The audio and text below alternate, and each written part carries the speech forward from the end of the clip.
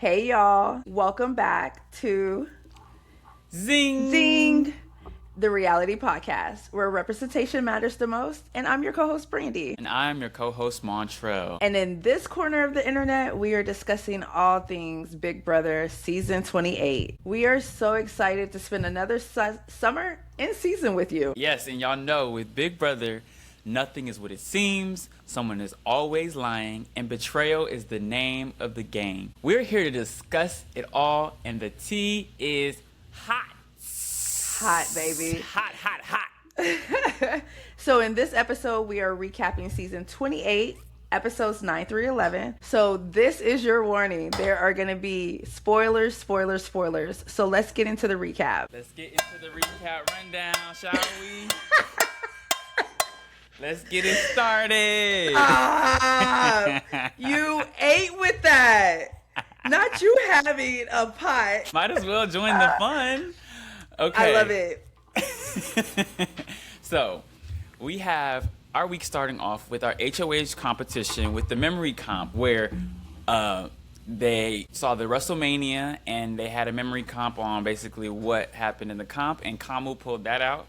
We had our BB time capsule be revealed, where Devins won. He went into the time capsule and he chose on the power, the diamond power of veto, that he gets to use up until 6 weeks.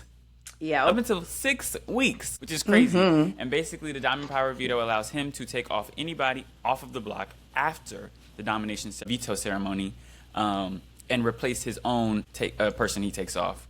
Yeah. So then we go further into Kamu nominating Lyric, Lala, and Mallory on the block, where then we go to the veto competition, where they spin, get dizzy, and do pickleball into some score points and in their tutus. Can't forget their tutus. Where Lyric pulls out the victory. She uses the veto on herself, and Jason was named the renom. And Mallory went ahead and won the blockbuster on eviction night. And Jason was evicted by a vote of 12-0 against Lala. What a week. What a week. What a week. Where do we even start? Like, we say that a lot. Just randomly. Not with the lemon squeezer, though. Not the lemon squeezer. You're not supposed to see that part. You're just supposed to see it's a spoon, okay? I love it. I love it. Honestly, do we just start at the beginning? Like, okay, we get into, let's start at the very, very beginning, right? Okay. Last week, we predict who we think's gonna win, what's gonna happen, right? Now, I will give myself a pat on the back, right? I said, they haven't done a memory competition. They're gonna do memory trivia next. You ate that. Yeah. We both said a person that we thought would win. I said Taylor. You said D. They were actually the first two out of that competition, which is so funny to me. I was like, I have to say this next episode. That's so ironic. Yeah. But I feel like getting to the feelings of it all, like, where did your head go, and like, how were you feeling when Kamu won? Because you liked Kamu, but then like don't like. Yes. Where was your head when Kamu won? I jumped that boat real quick. I put him on my draft. I started with him on my draft, and I was even hesitant then. I said, like, competition-wise, I think he was going to do great. I didn't know how his personality was going to, like, really do. So, with that said, though, when he won, I said, okay, it's that side of the house. Like, I was not surprised. Was not surprised. I really wish that the other side of the house would have pulled it off, just to like shake it up. But I wasn't surprised at all that he won. Honestly, same. Yeah, like him saying in the beginning, like, "Oh, this is my MMA world. Like, I'm gonna be ashamed if I lose this." I was like, "Oh, I guess that kind of does make sense, but not really." Right. Right. And yeah, I'm not a huge this side of the house fan, other than specifically D and Devins. Yeah. So it kind of gave like, ugh, here we go again. I almost felt like I was on the other side of the house and my side of the house lost, because I'm like, ugh, like y'all aren't about to do nothing special. You're not about to do anything that we don't already know you're about to do. Right. Even with Devins, it was like, ooh, we're about to do a big move. But this wasn't like, this was Jason. And respect, like, cool, Jason definitely is a threat, definitely a comp, you know, or whatever. But like we knew what he was gonna do from the very Right. beginning. Like Right. despite all the things he tried to pretend that he was. So yeah, it was just I was like, okay, here we go. Yeah. I also, like, onto that point, I really felt like Hamu, I don't know. I felt like he was trying to do this. Well, he did. Not trying. He did the same exact gameplay as Devins. Yes. So, like, trying to tell the people ahead of time, hey, I'm going to put you up. You don't have anything to worry about. I want to backdoor Jason. The whole tea party that we have to get into. It was just like, bro, let Devin's week be Devin's week and you do something different. I couldn't see the difference. I mean, of course, the people, but I couldn't see the difference between what Devin did and what Kamu did. Funny you say that because I quite literally, like, from this HOH reign, have kind of got to see, like, how Kamu really is. And go figure, it's actually my hot take of the episode, which is like, okay, I officially stamped, mark it here. I don't like Kamu. Okay.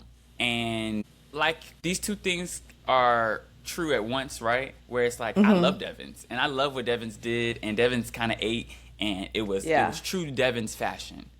Right. Kamu showed his personality as he's kind of that like pick me guy, that guy's guy that's like yeah, bro, like almost that toxic masculinity man that I hate in society in general. And I think he kind of like shows that with his Kamu Chuck Haley affiliations to a degree. His pick, his he thinks he is so locked in with Devins whole time. He is not even Devins number 1, 2, dare I say not even his number 3. He's not. He's not. But yet him and Devins go back and forth with like, oh, if they're not voting. Like last week, Devin said happy birthday to somebody for this week Devin said whatever for Kamu's family because he doesn't go to the diary room. And last week, Kamu did it for Devins. You're not even his, like, top anything to be, like, doing all that. Chill. Back, like, play your game. And for you to have even said, like, he basically did what Devins did, like, you're reheating nachos right now. Stop. Like, who are you, Kamu? Who are you? It's because it's giving, like, pick me. It's giving, like, I'm going to pretend like I'm not going for Jason, even though I really am going for Jason. And I say it every time I get into diary room. But then I'm going to pretend to Jason like I'm not going for Jason. But then I need a reason to tell Jason why I'm going for Jason. And it's not because I just want to go for Jason. It's like, bro, like, come on. Yeah. I've had it. It's just it's hypocritical. It's stupid. I hate it. Okay, and I agree with you because Kamu rubbed me all the wrong ways this week. I think along with like that toxic masculinity that he so proudly wears, it's also giving like little penis energy, right? Think about it. Zing! Hello! We are 5 minutes into the episode. Zing!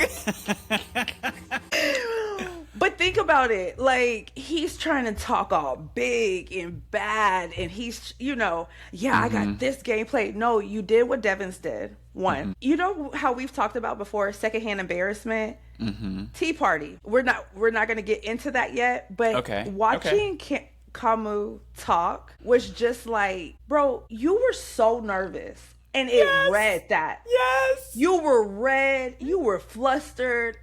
And Jason was eating you up. Down. And you just sat there. All you could do was sit there. That did not go how you thought it was going to go. Because again, you copied Devin. Devin's was kind of smooth, right? Devin's was a lot different than what you tried to do. And if Devin's wouldn't have did that last week, you wouldn't have even felt comfortable. Like, even a smidget of a comfortable to be like, yeah, let's address the elephant in the room. Bro, you are the elephant in the room, actually. Hello? No, yeah. You're nail on the head. Like, he was so just, like, flustered. He was like, he almost had it. It's like something like you have a grasp of something and you almost have it, and it's just like almost is never enough because he didn't even do what he thinks he did. Even still to this very day, he didn't do that. What put the nail in the coffin for Jason was the whole teapot thing. Honestly, if you ask me, the whole. Hold on. put the nail in the coffin. Only because it's week 3. Because it's week 3. Right. I don't think it was the Tea Party that did it, because it kind of made Kamu look like, what are you trying to do here? Like, right. What are you? Because Jason put up something very, and you kind of brought up the Tea Party, so I'm trying to. We can get there. Let's go ahead and go there. Let's get there. He said something very pivotal. He said, there is a people of 8, boom, boom, boom, boom, boom, named them all out, and you are not a part of this jury. Y'all realize that? So if you're not on their side, you're against them, and they are going to one by one. And absolutely. So, like, that was a great point. That was a great point. And as the other side of the house, to sit there and see your name not be called and to be like, yeah, I'm not a part of y'all's jury. And you don't see them bat an eye. You don't see them scrunch their face up. You don't see them, nothing. It's like, nothing. Huh, is this what you wanted to air out, Kamu? It's not. That's the more of the story that I took from it, if I'm being honest. Yeah. Well, let me say this. I do feel like, again, I wasn't really on the Jason train either, right? After his whole thing with Angela. I did feel like he was super messy. I don't like a messy game like that. I never have in Big Brother. That's just not my thing. So I was just like, Jason, you're doing a little bit too much too soon, right? But he won me over. I was sitting there like a proud mama at this tea party because I was like, preach. What Kamu tried to do was embarrass him, air out his game, which he did. He did. But then Jason aired out his game. He was like, it's Chuck, Haley, and Kamu. It is Devins, D, and Angela. And it's Barrett and Drew. And then it's the rest of y'all. What y'all doing? And you're getting mad at me for the same thing you do. Right. Like, please Hypocrite. call that out. This is Big Brother. This And here's the thing. I do feel like he was stupid. Like, he wasn't stupid. The play was stupid when he told Chuck, I'm going to help you get out the other side. Right? I don't think him saying it to D was stupid, because I honestly don't think D would have took that anywhere. Right? But D only says something because Chuck and Haley said, yeah. Kamu brought it back up, right? Because what?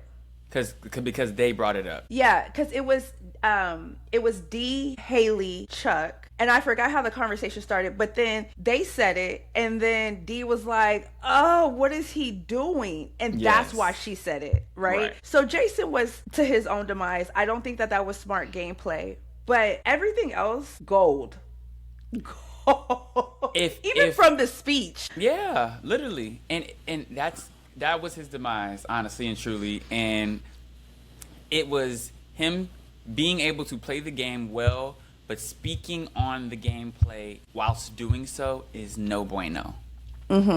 Period. Absolutely. Like the whole mom thing, if you take it back. Even, so I don't know if you saw this, but on Unlocked, right?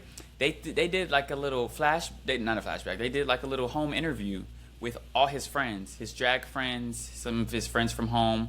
They did like a full-on interview of them watching all of the moments, him arguing with Angela, him crying in front of her, and doing the face, him, it all blowing up, all of it. Yeah. And they were like, great play, but shut up. Just shut up. Just shut up. And that's all I was saying when I like didn't switch up on him. It was like, okay, cool. You took it. Zing. Zing, zing, zing. I just saw what you dropped when I didn't switch up on him, because I definitely switched up on him. No, I just gave him a little bit more benefit of the doubt. Like, cool, you took it too far to a degree, because now that I know, like, they even put it out there. Because remember, we were like, we don't know if his mom's actually dead or not. Yeah. After that, his mom actually did die recently. And she died while he was filming his season of Drag Race.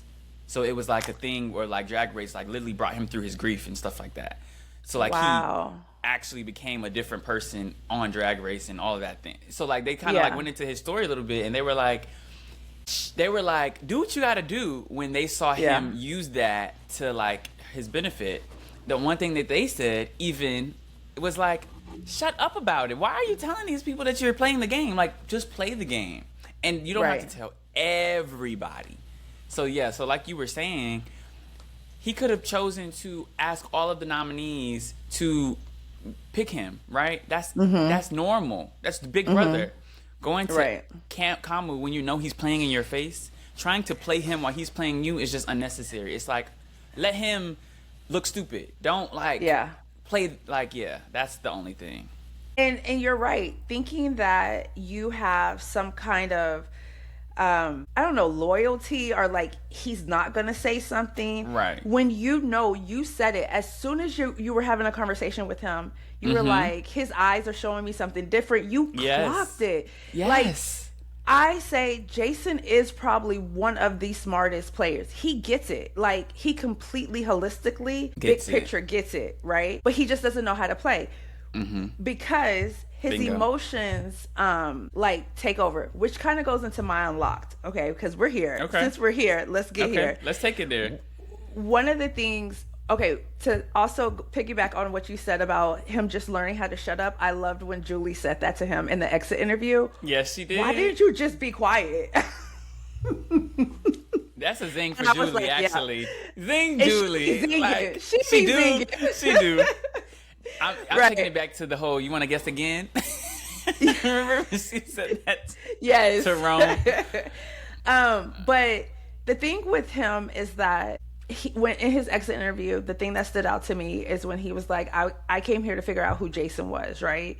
So he's had the success. He's been on Drag Race. And you would think somebody who's a drag queen, especially like that, especially like as loud and boisterous as he is, and someone on a TV show, would be very confident, right? And so when his game started to slip, it felt like he wasn't even just losing the game, he was like losing himself. So when he said that made sense to me, because I was like, he's fighting for something bigger than just being in this house, right? He's fighting to be seen in a way that, like, you know, like, he doesn't have to be seen in the way that he portrayed himself. He did want to get vulnerable. He did want to have those like genuine connections, but he would put himself in these positions where people aren't trusting him. Like, why are you pulling on Angela's heartstrings like that? You know, it's funny that I love the fact that he did the pot and pan, the pans thing, but that wasn't helping you. And that's not who you are. And who you are was really who you were on your exit interview with Julie. Yeah. You see what I'm saying? But your back was up against the wall. You couldn't emotionally regulate yourself. And so, like, you just did it to yourself, boo. It was a crash out of the queen. Like, yes. Yes. I'm with you. I'm with you when you're right. I'm with you when you're right. And you know, I think that unfortunately I have to chuck it up and say my first draft pick is down. I'm down a draft pick. You know, I stuck with him. And I will just note that Julie said, and I quote, Evil Dick and Josh Martinez, both BB winners, also did the pots and pans. So he could have had a chance if he would have done it a little bit later, and he would have had more of like an actual solid like foundation in the house. Doing that doesn't like make people want to vote you out. That's just like, oh, you're waking it up. You doing something different. Like that's different. But like when your back's already against the wall, and you're doing it to spite instead of doing it on a game level, it's like, all right, bro. Now we want you on, and not for a game reason, you know? Right. It's hard to fight for you to, like, be a shield when I'd rather you not annoy me every night, you know? Right. But I also like, though, how when he was doing the pots and pans, how sarcastic he was being, like, oh, Angela and Devin are over there talking. They're giving each other the eyes. They're talking about you. Like, that's how you, if you're going to annoy somebody, that's how you do it, right? And so I was torn. I get how annoying it is. And let me tell you, I single-handedly do not like Josh Martinez off of his pots episode. Jason didn't bother me as much. And I don't know why, because I think I laughed so hard at it. And I called it because, let me pat myself on the back. When we, like, first 1 or 2 episodes, I said, he gives straight Josh vibes. You did. Yeah. Yeah, you ate that. You hit the nail on the head, because why it didn't take 3 weeks for him to do exactly what he did. And I think I laughed so hard because I was like, I called it. I knew it. I knew it. That intuition was there. Was that on our Judging a Book by its cover? Was that literally? I think it was. Oh, that's good. Because I did put him on my draft, but I just knew he was going to be problematic. Not as soon as he has been, though. Mm-hmm. But yeah, I wasn't expecting it from him this early. Okay, so you shared your hot take with that you officially don't like Temu. Yes. So my hot take is, one of the things I really appreciated about this week is like the Survivor players, and I think this is a theme for me because I'm saying this every week now, right? Trying to tell you. The Survivor players know how to play. So when Devin's got that, when Devin's got the power, right? Mm-hmm. And he only told D. Mm-hmm. And then he said, I don't even want to tell Angela. I want this to stay between me and you. I think because everybody has been talking so much in that house, the fact that he was able to keep something between him and D was amazing, right? I was like, yes, yep. Shut your mouth, keep it to yourself. And so then even Dee's conversation with Angela, when she was saying, I think Devins has it, her and Angela are locked in. So for even Dee to keep her mouth closed and just let Angela go with what she's saying and just like, yeah, he's probably keeping it to protect us. I was like, yes, Dee, yes. And so as annoying as he was to them and as much of a threat that he was, could you imagine Devins, Dee, and Jason aligning? Because Jason literally has the smarts, right? And Dee and Devin could have orchestrated whatever in the back. Wow. I never thought of that. Not once. Yeah. That would be like, Jason would always be their decoy. Jason would definitely always be their decoy, which is not a bad thing if you have protection. Right. So yeah, I'm following. Because the Survivor players are playing. You're playing the right way too. Playing the right way. And so the thing about them that's special, which is like, I don't want to say rare in Big Brother, but rare in Big Brother, they are each other's number ones, which is important. Yes. 9 times out of 10, you get a power. I trust you, right? I tell you. You tell Anaya, because Anaya is your actual number one. I'm your number one guy. She's your number one girl. You're going to tell your number ones, right? Yep. Your number ones, right?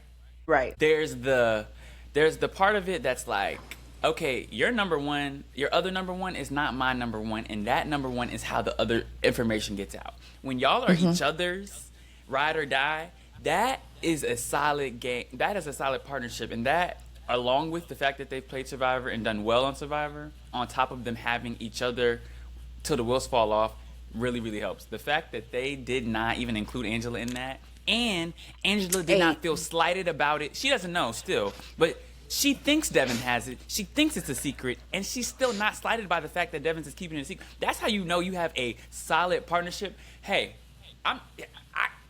flawless. Yeah. Flawless. Yeah. They ate that. I couldn't have wrote it better myself. Like, they are doing what they need to do, and I feel like I'm glad I like them, because if I liked them, I would if I walked into this season hating Devins or Dee or Angela, I would be so upset at how great they're doing. I would be so mad at how great they're doing. I would come to these episodes very upset, like very hostile, very like, but like, you see how they keep it secret, like just talking. They're doing so good, and I really want to highlight what you said about the whole Angela part, right? That shows the growth in Angela, because old Angela would have been like, in between us? No way. But the fact that she rationalized that and like was talking to herself like, no, he's protecting us, and that's good for us. And yes, girl, yes, because you do not, yes, exactly. You do not want to put Angela, and this is real. You do not want to put Angela in the position where she has to lie. You do not want to put Angela in the position where she is as free spirited as she is. Let's use that word. And then now she has something to hold on to, like too much, giving her too much to hold on. She's holding on to 6 different alliances. Yeah. And her mental health. So, like, we gotta, like, not put too much on her because she will crack. Right. Yeah. No pun intended. True. But I also am, my little tidbit that is against them just a little bit. Mm-hmm. I do feel the unfair advantage that's happening because they are previous, reality stars. So, like, Angela getting it because she was previous Big Brother, like, fair. Right? Okay. Devin's getting it next because he is Survivor. Cool. If I love them, I get it. If D gets it next, I just feel like this is just so like not unfair, but unfair. Like the virgin players are really just like at a disadvantage, and it's like, okay, that's who the power is for. That's what the powers are for. The powers are for the people who are going to be already at a disadvantage by people who know how to play games already, that have played before already. So it does kind of suck to see like them get the like tail end of the stick, and that's why I have been voting for like the Taylors and the Yashas and like the random not people I actually love. I love D and Devins, but like it just feels like an unfair advantage a little bit because there's a fan base that's already established, and it's just hard to shake, when it comes to voting. Yeah, so you raised some really good points about the fan base and about the fact that they've played games, right? However, outside of Angela, Devins and D have not played Big Brother, just like the other people haven't played Big Brother, right? And so they're, again, outside of Angela, they're all coming in here without that experience. 1. 2, they all claim to be these super fans, like you've watched and you know how to play and things like that. That's the same thing Devin and Dee did. Like they watched, they learned from other seasons, and now they're applying it into their season, which is what you're supposed to do. You have 27 seasons ahead of you to study, to learn, and then to see what worked and implement that in your game. And that's exactly what they're doing. But I also want to say, it's very interesting that last season you said the same exact thing about your number one is not my number one when it came to I think it was Morgan, Vince, and who was the third one? There was like a trio, right? And yeah, was it Lauren? Yes, Lauren. Lauren. Yes. And Morgan, Vince, and Lauren. Yes. And you said your number one is not my number one, and you take this back to your like. Again, if they would have watched that, they would have saw, right? And then to see it, no, you ate that originally, but to see it this year again, like you said, Dee and Devins being locked in, and they're literally each other's number one. That is so good to see. Yes, facts. I'm excited for that. I like. All it's going to take, to be fair, is for the other side of the house to finally test them, because they haven't been tested. It's been 3 weeks. It's been 3 HOHs. They're solid. They can do nothing but relax. They probably bathing upstairs, not waiting for no restrooms. Gameplay, not worried about the block. When they have to worry about block and vetoes and blockbusters, I think we'll get to see them shift and see how they move for real. But like, this is foundational weeks. Like, they're solid now. Like, whereas, Mallory, Melody, and Lyric, for example, right? First week, they're on the block against each other. They like, I might vote for you. I might not use the veto on you. Like, they're still shaky. And like, going into week 4, they're not as solid as a D and Angela even. Yeah. If you forget Devins, even a D and Angela, who have just been able to rock out, prove each other's worth, bring information, and chill. Versus, you're back against the wall. I'm going to do what I got to do. I might use the veto on you. I might not. They're a little shaky to me. So, like, even if they're in power, how D, Angela, Devins, and, like, even just the red corner alone, outside of the tool shed, will operate, it's going to be like, they haven't had no smoke. Against them. So, it will really be a test of time. And I feel like we say this every episode because it hasn't shifted yet. But, like, until it's tested, we'll see how they act. Because right now we don't know. Truly. We truly don't know. But also too, where there's kind of a disadvantage, we're still not going to really know how they're going to act because Devins has that power. Right. So but he would own. Yeah. True. Yeah. So right, like so even if him or D are in a position where they're a little bit uncomfortable, he gonna bring them down. And so that is the disadvantage that I don't think we're still not gonna be able to see them sweat, because the other point is they're super encapsulated right now. If anybody else, I don't know about Mallory. I think Mallory would put up Devin D and Devin's D and then Angela just to prove a point. But Kamu is enemy number one right now. You know what I'm saying? Yeah. And then it would be Haley. People are still like upset with the whole Lala thing. So again, there is a list that they have to go to before they're even touched. And do you remember what I said? I want to say 2 episodes ago now, when I told you I don't want Jason to win this next HOH, or whoever wins this HOH next is going to get the brunt of all of the blood that has been shed so far. They are, because they're not mad about that first girl going home, Ashley. They're not mad about Ashley going home. They're not mad about Rome going home. So the blood that is shed that will stay on the table is this Jason stuff. And even Jason, they were okay with him going home, but there was a little bit more conversation about it flipping than ever before in the previous weeks. So like, you hit the nail on the head. Kamu is public enemy number 1, and why? Because Devins and D, we knew they were scot-free, and they had shifted their target immediately.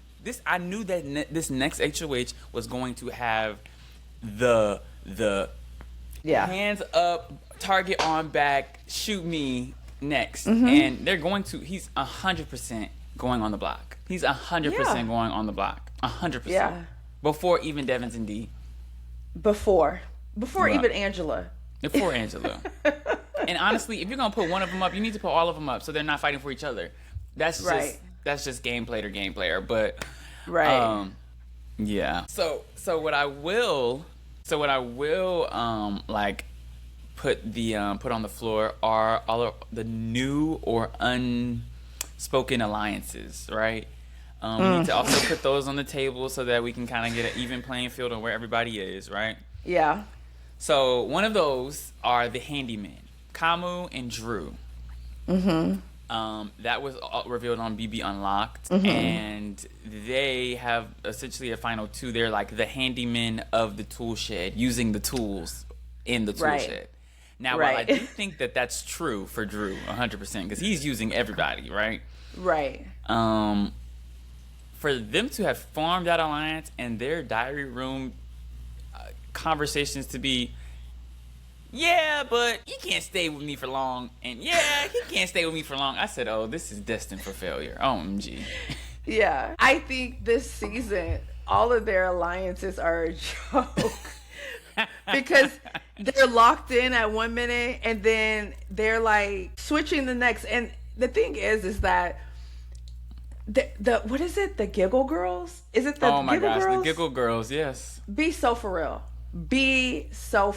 And then the alliance. You gotta say who's in it. You gotta say who's in it. Sorry. That's Melody, Mallory, and Lyric. Yes, the Giggle Girls. But yet again, Melody was the one who said she didn't know if she was going to use the veto on you. Why are you in an alliance with her? Right. 2 weeks later, mind you. 2 weeks later.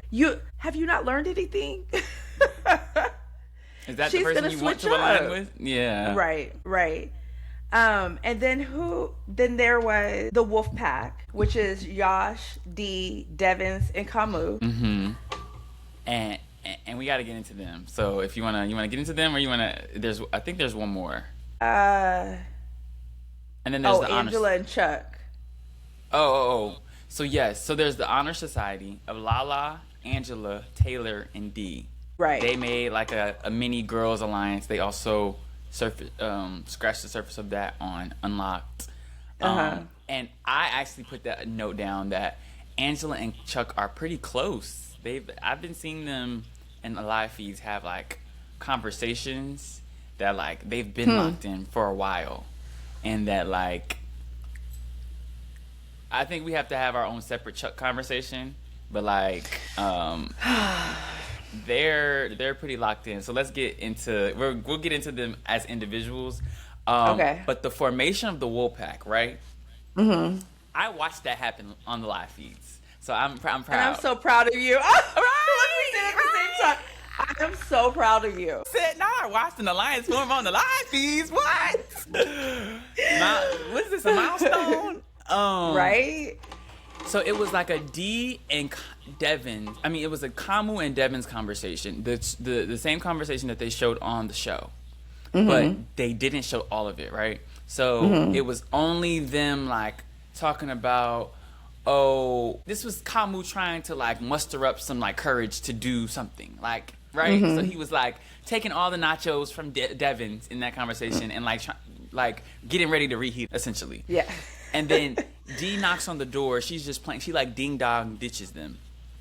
And they watch her at the camera, and she's with like half of the tool shed. So then she goes, sits down, and they're like, no, we do want her to come in. So like, they're like, she's walking past, they like grab her, they pull her in, and then they're like gaming. And they're basically talking about how they don't trust Drew anymore at all. They don't trust Drew anymore. He's been doing too much. He's everywhere and nowhere all at the same time. They're seeing it. And they're also talking about all the plans that he throws out that is like to low-key save Melody or Mallory or whatever. And then he tries to make it seem like it's better for the house if we keep, a target, or if we keep Jason so he's annoying so that whatever. Then Drew comes in. I guess the door wasn't locked. Then Drew comes in, and so they like switch the conversation so effortlessly, so fast, so crazy. Oh, wait, before Drew comes in, they also talk about adding a fourth that's going to be like a heavy hitter, essentially. Okay. And that's when Yash comes into the picture. So that's when they're like running Yash by D, and D's like, I don't really have a feel on him. She's like, but like, I'm down with y'all down with. D says yes to everything. That's what I will say. So she's like, I don't really talk to him, so I don't really know. And then something like fell. And she was like, maybe that's the sign I shouldn't work with him. And so they were like, no, we like him. She was like, oh, okay, well. So moral of the story, don't put any eggs in that basket either, because they're not at all. But that was the tea on them, because they're not that strong. However, they are probably a strong foursome. But they're also their conversation with like Drew and about Drew, and then Drew coming in and him literally the conversation's changing so fast, and they were like, and then he came into the room and he threw out another plan to save Mallory. I was like, you know what? They are right about you, and you're not like you're not locked in, bro. You're not locked in. He's not, and for him to know he's playing both sides, right? You would think that he would know, like, there's some stuff I can't say, especially because you and Melody are flirting. They think something's gonna happen between y'all anyway, and so you wanting to save Mallory only shows that you're really wanting to save Melody. And D said it, I think Devin said it, but like putting Drew in a position to where he's going to have to pick between Melody and them. And the thing is that Angela started week 1, week 2? Angela was like, I don't trust him. I don't trust him. He ain't it. And now that she said it so much, D's starting to see it. Devin's is starting to see it. Camus and Haley actually see it, but then for Camus to feel like he is like they can have an alliance, and then they have the sleepover in the HOH room. It's like, bro, what are you doing? You having sleepovers with who? Drew? Yeah, they had a sleepover in the HOH room. Okay. Right, but literally a couple of days ago, he was just telling Haley that Drew's moving super shady. So. And that goes into Camus and his like faker, pick me, hypocrite ways, where it's like, okay, you're like final two with this dude that you really don't want to be with, but you're also like, he just pretends a lot for nothing. Even the whole lyric, I'm not gonna put you up, and I want to let you know that I'm not gonna put you up. And she's like, oh, thank you. Oh, I'm gonna lay on your lap for a little bit so I can. Okay, time out. Yep. Wait, because get into it. No, time out, because you're about to open a whole new Pandora's box, and I want to finish this off really quick. Okay. Because that's the thing I wanted to tell you about the Camus thing. I was reading, I think I was on TikTok or something, and there was a post about Camus and like what, I don't know, some tweets that he had like did or whatever, and they were like, people are starting to see Camus is really Temu. And when I said what? And I was like, Zing. I was like, that is so corny that when I tell you, that I was funny, dying laughing because of how like fake he really is. Like, anyway, that was funny. That was funny. But now let's get into that tea of Camus and lyric. To start off the week talking about, okay, bet I already got my two. I want to nominate Lala and did he say Lala and lyric, or did he say Lala and Mallory? It was probably Lala and Mallory, and he was looking for a third. He was looking for a third, and he was like, okay, lyric, boom, I'll do lyric. Actually, let me not do lyric, and let me instead do, who did he even do? No. He did nominate lyric. Who was he going to do instead at first? He was going to immediately do Jason, and then they were like, you can't just do Jason. Was he? Yes. Was he going to do yes, Taylor? It was going to be it was going to be Jason, Lala, and Mallory. Gotcha. And so he was like always on Jason and Lala. Mallory was the third. He switched out Jason so that he could backdoor Jason, and he picked lyric. But starts off saying, I'm not going to put you up this week. You're good. You're safe. Da-da-da-da-da. Yes, I just wanted to let you know that because da-da-da. It's like you're trying, like he's done it with everybody, trying to pretend to gain these cool points that you don't even want or need. You don't want or need. So it's like you're almost gaming so hard that you're going to bite yourself. You're going to bite yourself. And it didn't happen at the tea party, but like, because they didn't speak up.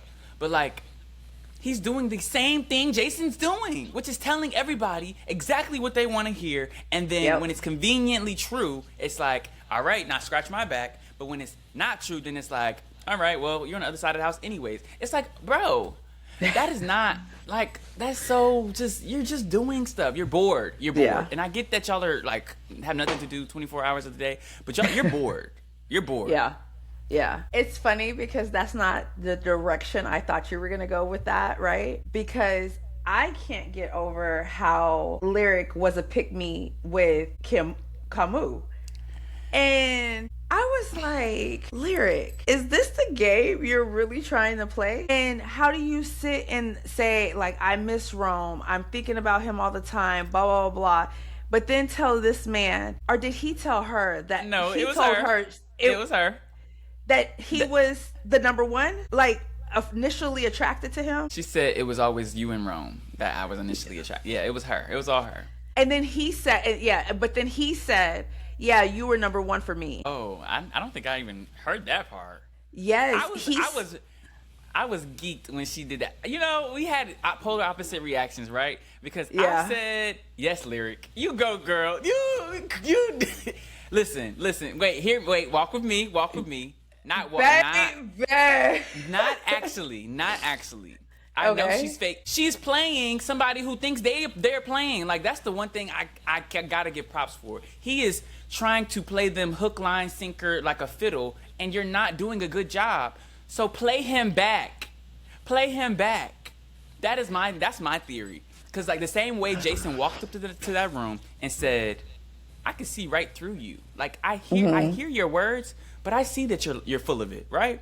Right. For her to go up there, yes, you were my second crush. I'm not going on the block. Oh, thank you. I said, you tried. And although she still went up, she tried. And she tried to play somebody who's literally playing her anyway. So it's no points against her for trying. And that's what I said. Like, okay, so you can't be mad at her for like trying to use the one thing that she got. Like, let her use what she thinks she got. Let Baby. her use what she thinks she has. And I think my issue with it is that I didn't see the gameplay in that, right? And honestly, because Rome just left. Mm-hmm. Like,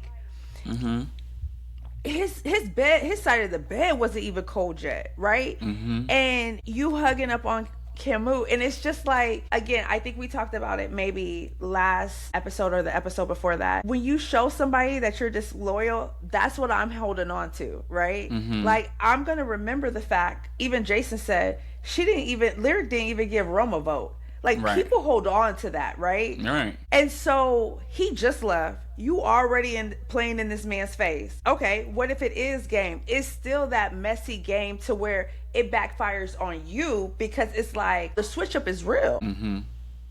You know what I'm saying? Valid. Yeah, it's true. She came out and said that she told the whole house she didn't vote for Rome, right? Mm-hmm. So she was like, that one vote wasn't me. The Camus thing, this was on the live feeds. She was in the hot tub with Camus, and she didn't want to get out. Like, no, you're using your cuteness, your sexuality to like do that, but dog, that makes it look super sloppy on you, because I really don't trust you. As a game player, yes. Right. As a game player, yes, but honestly, who does she have right now? So this is her trying to gain game players. Like, if we're being real, for her, if she scooped, put it in her eyes, right?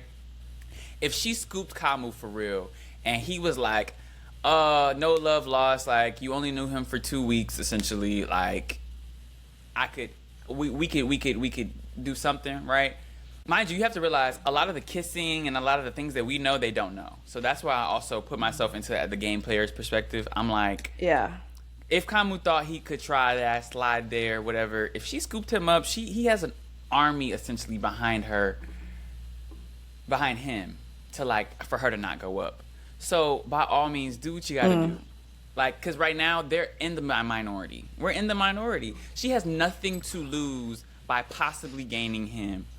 Could she, like, get that rep of like, oh, you full of it? Yes. But, like, what does she have right now to pull on? So it's like, it's almost like when you have nothing, I have nothing to lose. She has nothing to lose. That's what I'll say.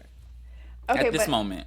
But here's my issue with the whole thing. Why are you playing this hard now? But again, 2 weeks ago, you were saying you weren't here to play the game. I don't want to be here. So you don't get to lead with that. You're just here for, like, summer camp to make some friends, right? And now you're trying to play, but you're playing in a way that does not benefit your game. Because one, you still went up there. And I'm with you when you're right. And what you're going to do is piss Rome off, and then you're going to come home without no boyfriend either. For what? For Temu. And you know what? Zing. That's going to be his new nickname. I think I can remember Temu over Camus. Yeah. Oh my gosh. Well, I take it back. She does have something to lose. She has Rome to lose. I don't even see her making jury, let alone winning the game. So I do see her losing. What she has to lose is Rome. Yes. Yeah. So yeah. I'm with you when you're right. And I think that, I gave her props for trying. And, all I can do is try. I also gave, when I saw Jason, see through Camus, that was my, like, I'm with you when you, like, you tried. And you saw through his BS, and I love that. They're also seeing through, and this is a big topic, Drew, and we started on it, but, like, to get, to put it into perspective of, like, how does this look moving forward? Like, he's probably, like, smack dab in the middle of the house, and it's like, okay. Wait, who are we talking about? Drew. Okay, Drew. He's smack dab in the middle of the house, so now it's like, okay, is he, like, because they've talked about putting him up. Like, they talked about putting him up. And specifically, was it Haley? I think it was Haley. I read that Haley said that she would put him up as a pawn if she won, to, like, pretend he's a pawn. Right. They're really going to try to force him to, like, choose a side. And, like, it's getting to that point where, like, They not worried about the whole putting Lala's and Mallory's up and lyrics up. It's like we putting Drew up to see, you know. And if they were smart, they would put Drew up next to Melody. They're not smart. That's the problem. And I'm getting tired of it. They're not. Yeah. They're not smart. Yeah. D and Devin are holding these people on their back. Like, yes. Their backs are hurting. So let me say this, talking about not smart, another thing that I wanted to mention was Josh. He is like, you know how like when you're like talking to somebody and they can be like looking out in the in the future, in the air, and it's like da da da da da, you know. Mm-hmm. That's how I feel Josh is. They really talked about the tool shed twice in front of him on the live feeds. Twice. Really? Was it Drew did one, and I don't know if it was Camus. It was Camus and Drew, two separate occasions, both said the tool shed in front of Josh. He didn't pick up nothing they were dropping. And I was like, what? How stupid are you? How stupid are you? He was just like, I think one was really a bug. And he was like, da, da, da. It was him, Drew, and Devins. Wow. They were walking in the backyard and Josh was fighting with a bug. And Drew said it and Drew caught himself. And Josh was just like, da, da, da. That poor baby. He's so stupid. That poor baby. And you know what's so funny? They literally just posted a video, and it was them doing the whole pass the phone thing, right? You saw it, right? Yes. They said, I'm passing the phone to someone whose favorite movies of all time are the Planet of the Apes movies. Oh my Crazy. God. So I guess we are kind of seeing a trend of like, he's just here. He's just here. Right. Unless it's him on the line, he's just here. Yes. Yes. That's funny. No way he was... What? For him to have the alliances set in front of him, right, is yeah, no, I'm sorry. He mind you, because he's on my draft, so this is gut punch. This is a gut punch to me. It should be. It should be because he's not even being like what is it, like being aware of your surroundings, knowing like you are supposed to be locked into these conversations because anything can be said. And yet, if you were paying attention and you would have heard Tool Shed twice, right? You would be like, dang, is that an alliance? Right. Something. It should have sparked something. Okay, so what is your zing of the week? So my zing of the week actually came from the live eviction episode. Okay. Where Angela went into the diary room to cast her vote, and she told her husband, Chuck, I'm wearing my evil eye to ward off Drew. I said, what is happening? OMG, what did this boy do? What did, like, they're on his neck. That's when I say it's serious. Like, his name is going to start getting floated a lot. And it's going to be Angela's doing. And when Angela is behind the charge of your name, right, beware. And apparently, I think I need to go back and look, but like they were like, he can't even drink. So is he like under 21? Is he? I heard them vividly say like at the tea party or at something, they were like, oh, Drew can finally drink. Something. Okay, we're going to have to look into his age. We have to look into that, yeah. But what would you say your zing of the week is? The way that Jason trolled Camus. Like... It was the Queen Camus. It was, you know, I think I said it earlier when he was like, oh, they're over there talking. You need to know that. Like, that whole thing was just chef's kiss to me. That was a whole zing moment. Yes. Yeah. You're right. And you know what's so funny? Temu tried to be like, I'm not mad. You're not annoying me. But don't do it in a woman's ear. Like, oh my gosh, you're such a pick me. You're such a like, oh, I'm not mad, but you're not going to make that lady feel mad. Like, oh, please, brother, stop. Who did he say it to? Was it Haley when he was like, something about he needed an apology from Jason? Like, but you're so not bothered, but you need an apology from Jason about what? For what? It's so just like backwards. It's so, you know, and this is real like this is real. What's the word I'm looking for? This is real ironic, I guess, coming from me. He has such a like male mind. Like it's so like just like circular. Like, bro, what? Like, what are you talking about? And you're on camera. That's the thing is you're on camera. So like, I want there to be a compilation of clips where like he's just saying stuff and then doing the exact opposite, but then calling somebody else out on this thing and then saying I'm not mad, but then asking for an apology. Yeah. Weirdo. Yes. So, question for you. Okay. Right?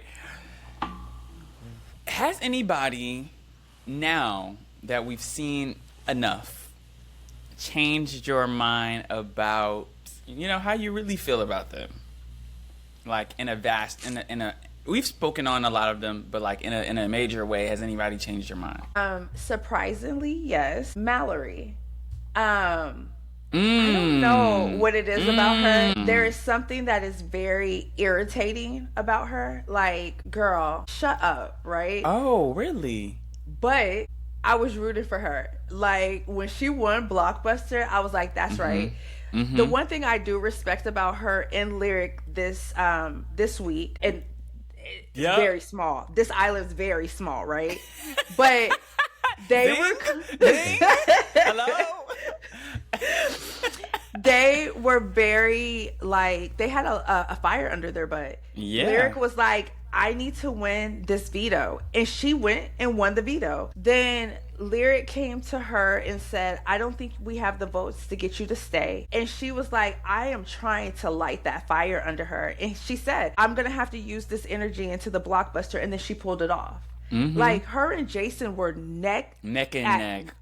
Oh, it was good. It was 5-5, 6-6, 7-7, and when she hit the 8 in the last 10 seconds, I said, "Oh, that's it."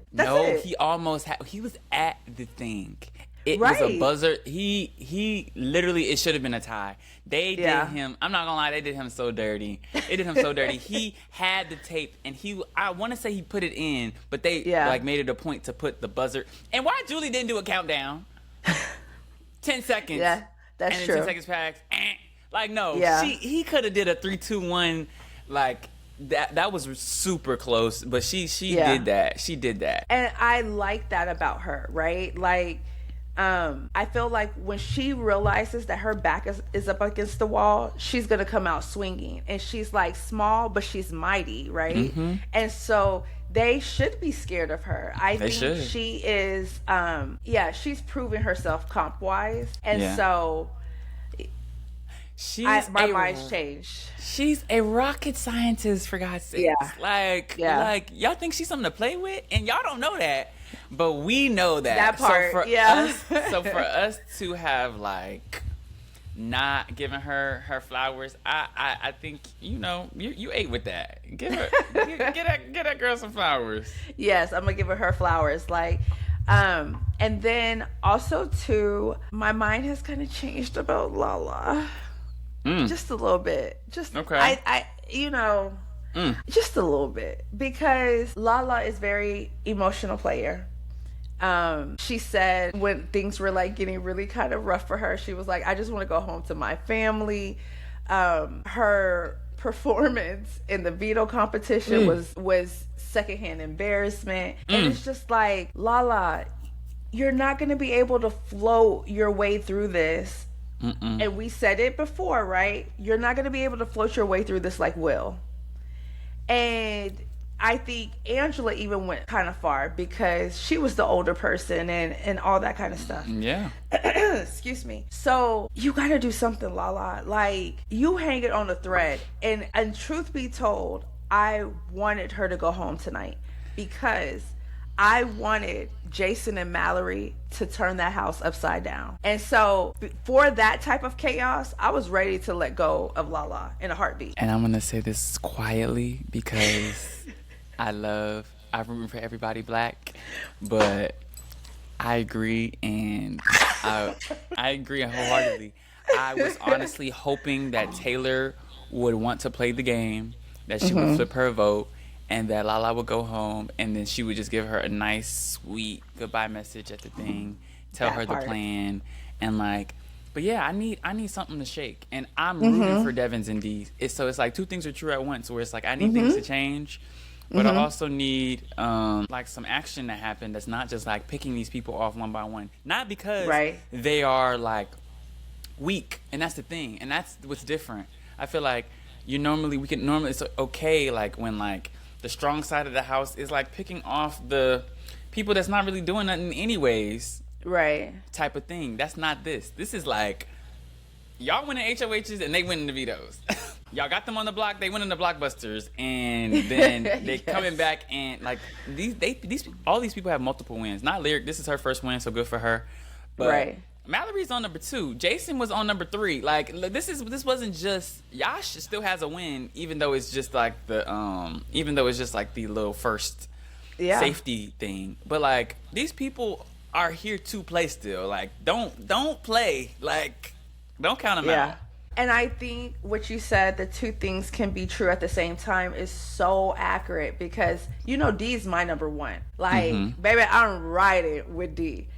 However, I do feel like the other side deserves a shot. And just because I want to see that whole dynamic of Camu, Chuck, and Haley, I want them to fail. And I think that's, how you said that you feel about Camu this episode, right? That is how I feel about Haley. I do not like her. Good. At all. Why? Like, let me count the ways. You know what I'm saying? Like, Zing! Oh, you are on a spree! Oh, she is not playing this episode. They made me so mad. I just don't like her. I don't like how she is in the house. I don't like...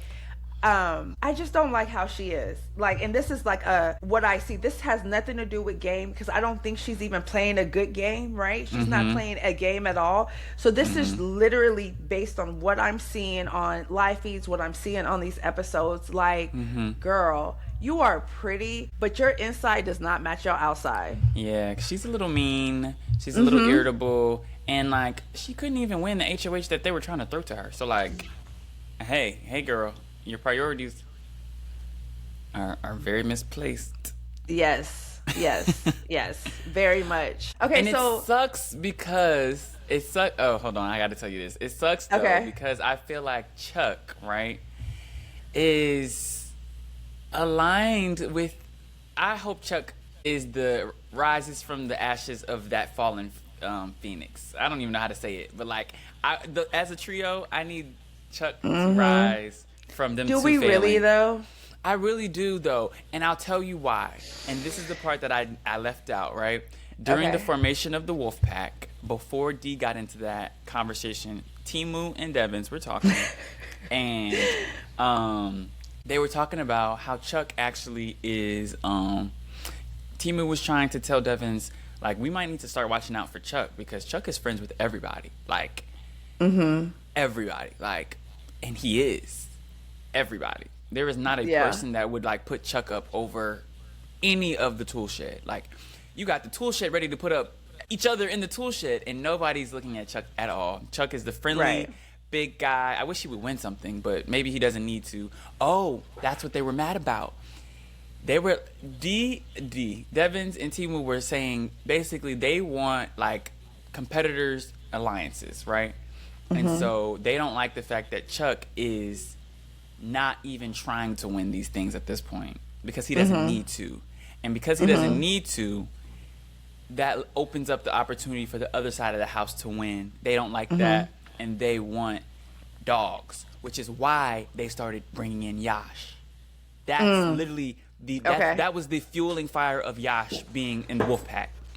Okay, it was like that makes sense. It was like we need a dog, not a pup, essentially. And so they were trying to weed out Chuck, bring in Yash. Wait. Funny to me. But as soon as you said pup, I thought about Rubble from Paw Patrol. Tell me you have a 5-year-old without telling me you have a 5-year-old. Right, because why did I even associate that too? You know what I'm saying? But Rubble is like this. No. So that's Chuck, and Rubble ain't gonna bust a grape. And that's Chuck too, though. Yes, like, literally. Chuck is not gonna do anything. Literally. That was funny. I don't want to talk about him because I don't like Chuck, and I haven't liked Chuck from the beginning. But I'm listening. But put that hand down. Not for him. Not for Uncle Tom. Not for Uncle Tom. Not for Uncle Tom. You are on a roll, Zing. Oh my goodness, what is going on? She has beef with these people. Big beef, baby. Big beef. Uncle Tom is insane. Tell me I'm not right. Tell me I'm not. I like Chuck. And do you know it's so funny? I watched them live feeds, and there is not a single. I have seen Chuck do his face routine more than I have seen anything else on the live feeds, and it's so funny. But Chuck don't be doing nothing. What is wrong? What's wrong with Chuck? Chuck don't be doing nothing. Baby, Chuck is not for the people. Chuck is not. I don't know. I plead the fifth on that one. Okay. We're going to have to come back on a different episode. I'm not. He is no longer my client. He is still on my BB draft. So I am not switching up. I don't switch up. Not yet. I don't mind eating my words. But for now, I'm gonna stick beside him. Okay. But yes, you talked about anybody that's changed their mind. Your mind. You've changed your mind about. Right. So now it's your turn. So who's changed your mind? I was with you exactly. The only thing I would say would be Mallory. I think I've gained a lot more respect for Mallory, and she cried less. Well, she didn't cry less, but she cried less in my opinion, and pulled her bootstraps up and won. And that's the only thing you can like. She was, like you said, she was gunning in that blockbuster, so she well deserved. I love Taylor still, but I think Taylor is doing a really decent job, and like she's gaining more respect in my eyes. Like it's one of those, who can I say? It's almost like an Ashley from last season, as far as like making game moves behind the scenes. But I need her to do a lot more than Ashley did in order for her to get to where she needs to get to. So I think between Mallory and Taylor, that's actually a really good analogy, because there were weeks that Ashley didn't get screen time because she just didn't have like a important part in the plot, right? That's Taylor. Yes. Taylor knows how to play too. You see what I'm saying? And I know she's like trying to be ducked out and out of the way so that her name's not being brought up, but you do have to put some kind of skin in the game, like just a little bit. Yeah. But for her to be uniquely positioned, and I say this very heavily, for her to be in the unique position in a flipping house to be the deciding vote is a powerful place to be. And so like that's the things that other people discount. You know, when it comes to Big Brother players, like, how you think I got here? You think I was just floating and I just ended up as the deciding vote? No, I am like likable. I am cool. I am talking to everybody. Nobody's gonna say I haven't talked game with you, so I'm putting you up, or I don't. They still to this very moment, even this episode that just passed, they're talking about, if we get rid of, who did they try to get rid of? If we get rid of, they said something along the lines of getting rid of somebody and pulling in Taylor instead. Do you remember them saying that? Was it Mallory? So that Taylor could be up against Lala? No. Somebody was talking about an alliance, and they were like, maybe it was when they were talking about getting rid of Drew. They were like, if we got rid of Drew, or they said if we got rid of somebody, then we could pull in Taylor. Oh, if we got rid of Lala, then Taylor would be, yes, they said if we got rid of Lala, then Taylor would be a free agent, and we could low-key pull her into the tool shed. That's what they said. Okay. So to be in I this see unique that. position, yes, they said Yeah. that. So to be in that position where they want you in their alliance, they're not like gunning for you after you're like that's a hey. Yeah, but I do think that where she felt this week in her gameplay, right, is just like she went into the diary room last week and was the only vote for Rome and didn't say anything, right? You should have went with them and said, okay, I'll vote out Lala, and maybe go have a conversation with Lala and say, hey, this is what I'm saying, right? But now these people know that you and Lala rock with each other like that, and so they know that you're not going to vote out Lala, so you're almost in a showmance too, right? And so that's how they're going to look at you now, because you were the deciding vote and you flat out said, I'm not voting for Lala. What you could have did is just like said whatever you needed to say in front of them, and then in the diary room did something totally different. You're okay with going rogue one week, but then opening your mouth and putting your foot in it the next? It don't make no sense, because Lala hasn't won anything. And she said that. Who was she talking to? I forgot who she was talking to, but she was like, I know Lala isn't going to win. I guess it was like Blockbuster or something. Yes, they said, yeah. So, like, y'all know this. What are we doing? Taylor, you should have just said what you need to say. Yeah, I'll vote with the House. I got y'all. I'm going to be that vote for y'all. Get into the diary room and do something completely different. Right, yeah. But, that doesn't fit with Taylor's MO, which is, she said, I'm not doing too much. She can go rogue and not be with the House while also not, like, making an enemy out of herself. Because if they're expecting a vote where she's the deciding vote and then it doesn't go the way that they want, that's a whole different level of smoke that she's just, like, asked for, which I would never suggest. If you're not going to do it, I would say, like, if you're not going to do it, tell them what they want to hear sometimes, yes. But, like, if she wasn't going to do it, she would have had to tell them at some point. Otherwise, that is, like...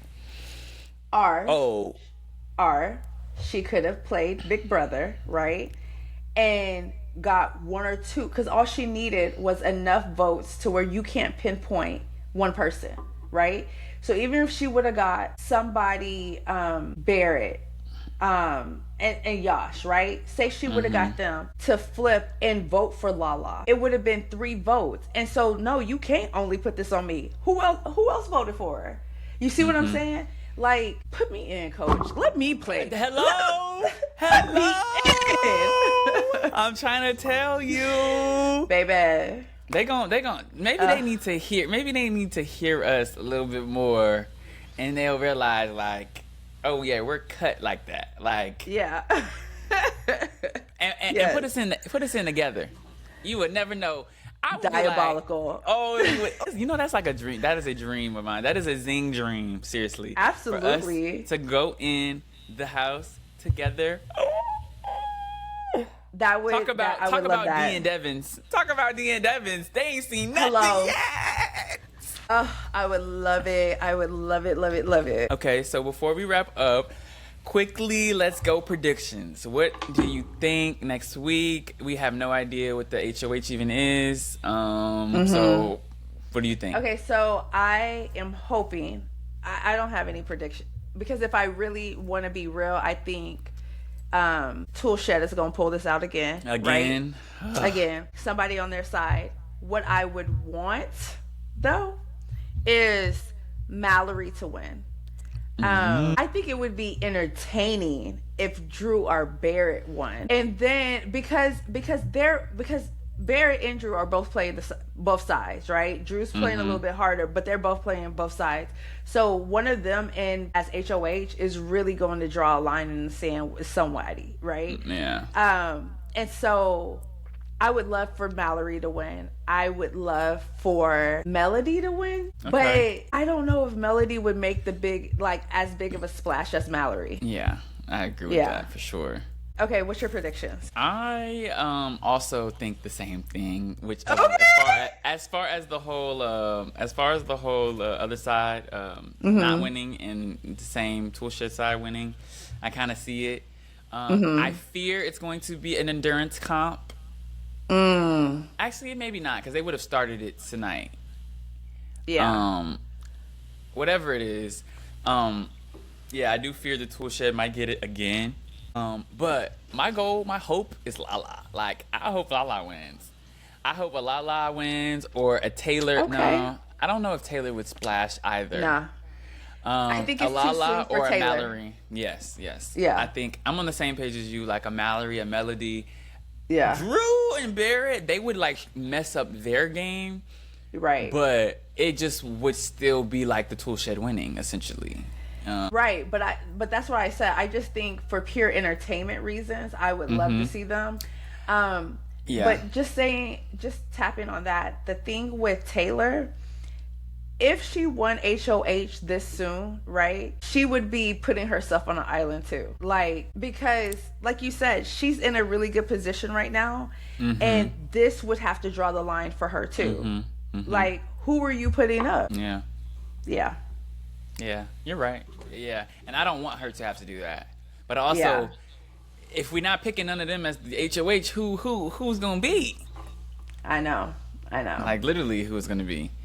But this was such a good week. It started off a little slow. Yes, it did. Temu being HOH was not the highlight. However, just like that, this is a wrap on this week's episode.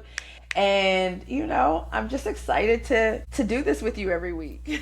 I know, me too. And thank you guys so much for tapping in with us for another week. Y'all are our Zing family, and we love y'all so much. If you enjoy our Yap sessions, please follow, favorite, rate, watch everything. Our show, please. Yes. Yeah. Yes. And come and say hi to us and follow us on Instagram at Zing _the reality podcast, and come say hi to us on TikTok at Zing the reality podcast. And be sure to like, comment, save, subscribe to wherever you're listening to your podcast. Again, we will be live by Friday morning. Listen to us on your commute to work. Let us play in the background. Yes, just listen. Yeah.